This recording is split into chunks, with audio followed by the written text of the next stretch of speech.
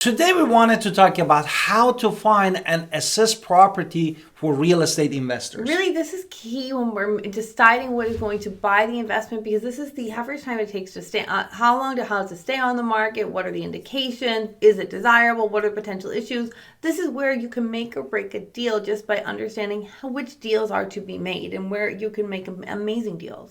Exactly. And one of the things that you might have already heard is absorption rate. And there are lots of basically interpretation about the absorption rate, but really the absorption rate is determining the pace of how many active property comes to the market and being sold in a specific period of time as we said. And here, if you are looking at the very low absorption rate, that means that we are in the kind of a buyer's market, because we are not in fast putting the house in the market and selling it. And if you're finding a high absorption rate, means the market is competitive and it is seller's market. And we need to definitely make sure that, because that is also impact the pricing strategy, and also investor needs to pay attention to that. Okay, so an example, if there was 120 active listings and 40 sold in the last month, the absorption rate is 40 divided by 100, which is 33%, which is about 1/3 of the available homes being sold, which is a relatively balanced market. Exactly. Now, let's do our introduction. Let's hit it. Hi, it's Alan Victoria. Welcome to our channel and podcast. And if this is your first time in our podcast and YouTube channel, make sure you subscribe and get notified. Also, you can call text all the time, 252-327-3357. We love talking to you. Don't be shy. Also, grab our buyer's guide and seller's guide in the description below. Now, let's talk about evaluating the neighborhood, which is another and very important thing investors have to really take into consideration. It's not just, is the neighborhood good now? We have to look at the future plans, because that's going to affect the property value. Will there be new schools, new roads, new hospitals, new infrastructure projects that will attract residents and push up prices even more? Or are we looking at industrial development, which is actually going to have a negative impact on the housing prices? So we have to look at it. For instance, if they're building a new campus near the place, it's going to typically increase demand because people have to go to the school, and it's going to potentially increase property values as well, because you're also going to have higher rents because you now have people who want to stay in the area. Exactly. And now there are some ways that you can actually analyze your property investment profits, and one of them is cash on cash. What is cash on cash? This is a way to analyze your investment by calculating how much cash you use, cash on cash, which is measuring yearly income to your initial cash investment. Exactly. So this formula is used all the time for comparing one real estate investment over the other. Which is the annual pre-tax cash divided by total cash that you already invested in your real estate. And very like a short example, let's say you wanted to actually calculate your annual cash on cash, and you have a rental property with a cash flow of $10,000, and your initial investment was $50,000 that you put. Therefore, your cash on cash really is the $10,000 divided by $50,000, which brings us to 20% cash on cash.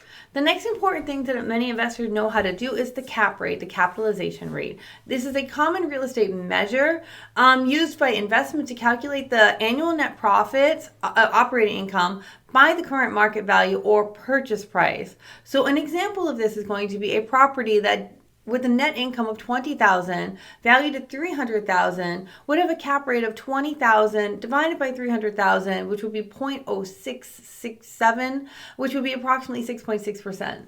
Exactly. Now, also besides you have the cash on cash and also the cap rate, you need to make sure that you're analyzing also repair cost and maintenance, which is super important and crucial for based on the property ages, condition, and also the maintenance history. Right, so basically you're using the square foot. We do this all the time. We use the square footage methods or unit in place to provide a more detailed expensive. So let's just give you an example. So you're talking about the roof or the HVAC, major pieces of things that cost money. The roof replacement is going to cost $10,000. The property is 2,000 square feet. the cost per square foot on that is going to be $5 for the roof. $5 Per square foot for the roof. Exactly. Therefore, this is one example of many things that from the main component of the house. Now, we wanted to talk about also the rent comps or comparables, and finding the accurate comparables involve analyzing the property with the similar characteristic within geographical location that you're looking for, and then how much they were rented out and they were under the contract in that market condition. So you want to give an example? Of course. Let's say that you're gonna rent a 3-bedroom in a neighborhood that gets already rented for $1,500, and also a similarly home that is renovated with the kitchen might rent even a little bit more because you already put money into it and is upgraded for $1,600. Therefore, that kitchen upgrade might actually often lead to a higher rent for your rental income. Right. So that's absolutely. Do you want to give an example? You can give the next example if you want. Okay. So sorry, we're going to do property inspection. Exactly. Sorry. Meticulous property inspection is absolutely key when you're buying investment property because you're going to find hidden issues that may obviously not be obvious during a walkthrough.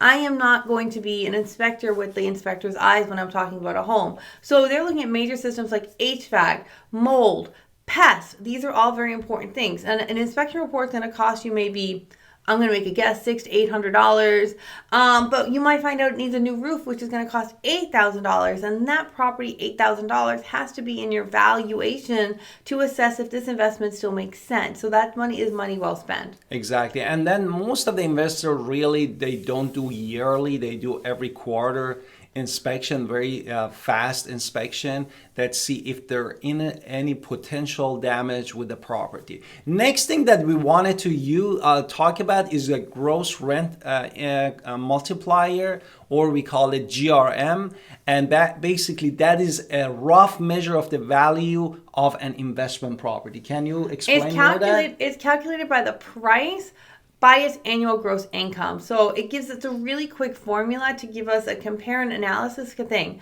So basically, let's give an example. The property is listed at $250,000. It generates $25,000 in rent. Amazing, right? Because it's easy math for me. This means it would be 250 divided by 25, which would be 10.